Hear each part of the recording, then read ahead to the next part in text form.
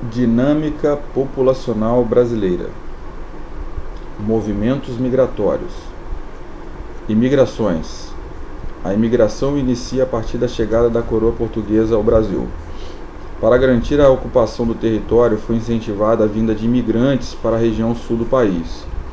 O governo trouxe 4.000 famílias açorianas para a região de Porto Alegre e Santa Catarina.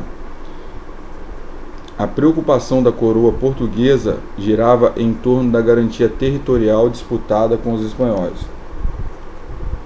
Posteriormente, a preocupação estará fundamentada na garantia de mão de obra para a lavoura que expandia para o interior paulista. Era a fase do café, o ouro negro, conquistava mercado no exterior, passava a compor o produto de exportação mais importante para o país e sofria com a limitação imposta pelo fim do tráfico de escravos. Podemos listar muitas causas da imigração para o Brasil, porém as mais importantes são maior quantidade de negros, mestiços e indígenas nos períodos colonial e imperial, necessidade de ocupar efetivamente o território devido à ameaça de invasão estrangeira, pressões da Inglaterra contra a escravidão e instabilidades econômicas na Europa em função das guerras. Fatores favoráveis à imigração para o Brasil: desenvolvimento da cafeicultura exigindo muita mão de obra, leis abolicionistas, subsídio às despesas de viagem dos imigrantes, permissão ao imigrante para que este pudesse cultivar gêneros alimentícios de uma gleba de terras, custeio das despesas dos imigrantes no primeiro ano de trabalho, crise na Itália. Fatores desfavoráveis à imigração para o Brasil: compromisso do imigrante para pagar as despesas da viagem com trabalho nos cafezais. Primeira Guerra Mundial. Crise da economia cafeeira com a quebra da Bolsa de Nova York em 29. Temor dos migrantes de serem tratados como escravos. Revolução de 30. Lei das latitudes, isto é, o clima tropical de difícil adaptação. Medidas restritivas da Constituição de 1934, exceto para os portugueses. Lei das cotas, seleção profissional, seleção social, seleção ideológica. Principais grupos de imigrantes para o Brasil: italianos, foram para São Paulo, interior e capital, onde se dedicaram à cultura do café e à indústria. No Rio Grande do Sul e Santa Catarina, interior, fundaram cidades e se dedicaram à cultura da uva para produzir vinhos. Espanhóis foram para vários lugares, especialmente para São Paulo, tanto para a capital como para o interior, onde se dedicam ao comércio, oficinas, restaurantes. Japoneses chegaram a partir do início do século XX e foram para São Paulo, capital e interior, onde cuidam de hortifruticultura e granjas, floricultura e comércio. No Paraná, capital e interior, dedicam-se à agricultura e ao comércio. No Pará, interior e capital, cultura da pimenta do reino, juta, frutas e comércio. Alemães foram para Santa Catarina, Vale do Itajaí, onde se dedicam à policultura e à indústria caseira. No Rio Grande do Sul, São Paulo e Espírito Santo, dedicam-se a diversas atividades.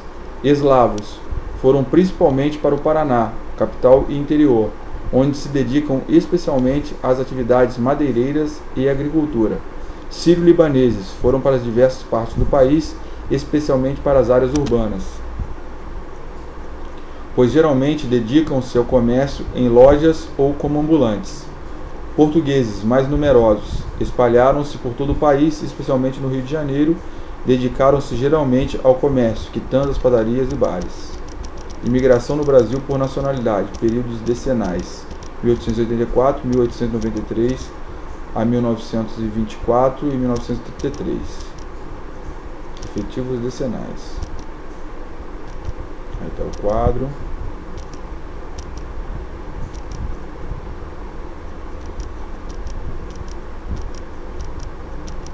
(500 anos de povoamento, Rio de Janeiro, IBGE 2000, estatística de 500 anos de povoamento).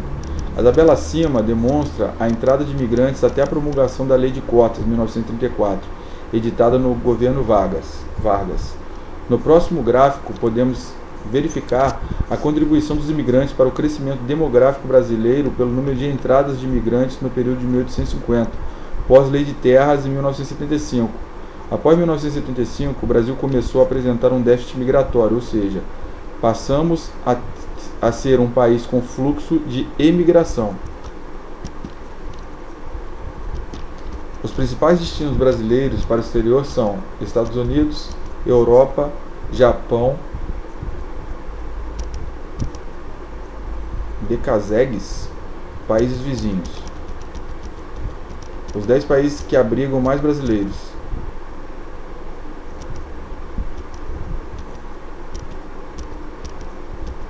Evolução do êxodo em milhões. Migrações internas. Vários fatores contribuem para a modalidade da população no interior do território. Mobilidade da população do interior no interior do território. As mudanças econômicas regionais e as alterações no sistema produtivo podem dispensar mão de obra em uma região e criar empregos em outra. Desse modo, a população tende a ir em busca de melhorias que podem ser momentâneas, causando as migrações temporárias ou permanentes. Êxodo rural é a transferência permanente de grandes levas populacionais do campo para a cidade. Tornaram-se mais intensos a partir da década de 50 devido ao processo de industrialização. O censo de 1970 indicava predomínio de população urbana, 55,92%, em relação à população rural, 44,43%. Causas do êxodo rural: mecanização das lavouras, concentração fundiária, falta de assistência médico-hospitalar e educacional no campo, falta de empregos permanentes com salário fixo e baixos salários nas cidades. Atração exercida pela cidade sobre o homem no campo, possibilidade de emprego e salários fixos, assistência médico-hospitalares e educacional e possibilidade de aposentadoria de sua casa própria. Consequências do êxodo rural: no campo, queda da produção em áreas que não foram mecanizadas, redução da produção rural e falta de mão de obra para pequenos e médios proprietários. Na cidade, favelização, periferização, macrocefalismo, marginalismo, especulação imobiliária, desemprego e ou subemprego, deterioração dos equipamentos urbanos. O êxodo rural é o grande responsável pelo acelerado ritmo de urbanização do Brasil. Transhumânica é um movimento periódico determinado ou não por razões climáticas, por isso disse que é um movimento sazonal. Ocorre no Brasil nas seguintes regiões: Nordeste, do sertão para a zona da mata e o litoral por ocasião do período das secas e retorna no período das chuvas. Os trabalhadores são denominados de corumbas. Amazônia, executado pelos seringueiros que numa época entram na floresta em busca do látex, depois retornam às suas casas para fazer a preparação das denominadas pelas, isto é, a goma da borracha natural. Quando determina esta parte do trabalho, eles vão para as zonas de coletas de castanha do Pará e assim sucessivamente.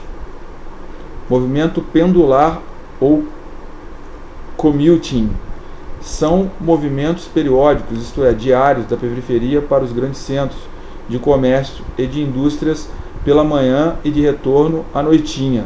Dão origem às cidades dormitórios e pique de trânsito rush. Então os corumbas aqui, ó, transhumânica, êxodo rural transhumânica, né? Então uma delas é por causa do clima, outras é por causa da cultivo do látex e preparação da goma e posterior panha da castanha do Pará. Então aqui é o movimento pendular, um é transhumânico, o outro é o movimento pendular commuting, que fala sobre o camarada vai trabalhar de dia e volta à noite, gerando o rush e os piques, né? Rural são trabalhadores rurais que saem de uma área agrícola para outra em função de trabalho. Urbano-rural são fluxos de trabalhadores temporários que saem das cidades interioranas para executar trabalhos nas fazendas das adjacências. É o caso dos boias frias. Urbano são trabalhadores especializados que buscam melhores salários entre as cidades industrializadas, geralmente ocorre das pequenas para as grandes cidades. Interregionais, quando há deslocamento da população de uma região para outra, sendo no Brasil denominados de retirantes. O Nordeste é a maior área de repulsão e o Sudeste a principal área de atração. Migrações interregionais. A industrialização do Sudeste, principalmente dos estados de São Paulo e Rio de Janeiro, na década de 80, foi o grande fator atrativo para essa região. Tal fator, capaz de atrair brasileiros de outras regiões e estrangeiros, é bem representado pelo maior fluxo interno proveniente da grande região Nordeste. Esse fluxo nordestino também era direcionado para o Maranhão, em função da risicultura de várzea, para o Mato Grosso, atraída pela garimpagem, para Rondônia, em função da extração de cassiterita, e para o norte do Paraná, onde a expansão da cafeicultura exigia mão de obra nos anos 60. Quanto ao estado de Goiás, o principal fator de atração populacional foi a construção de Brasília, movimento de grande monta dinamizador do crescimento populacional no centro-oeste. Na região sudeste, o principal fator populacional foi a industrialização, que dinamizou as migrações interregionais e o êxodo rural, representado na maior parcela pela população oriunda do Nordeste, marcado pela estagnação da economia, coronelismo, concentração fundiária e as privações da população. Essa população recém-regressa tem estoque de mão de obra barata atendente à voracidade dos grandes poderosos capitalistas e o acentuado crescimento urbano acelerado e desordenado marcado pelas funções de produção e trabalho do esquema centro-periferia. A partir de 1964, apoiado na vontade dos governos militares, iniciou-se então a marcha em direção à Amazônia. No local predominou o grande capital e ignorou-se o homem da terra, pois as propriedades ocupadas possuíam dimensões gigantescas, geralmente fruto de apropriação e expropriação de terras indígenas e de poceiros, para beneficiarem grandiosos projetos agropecuários.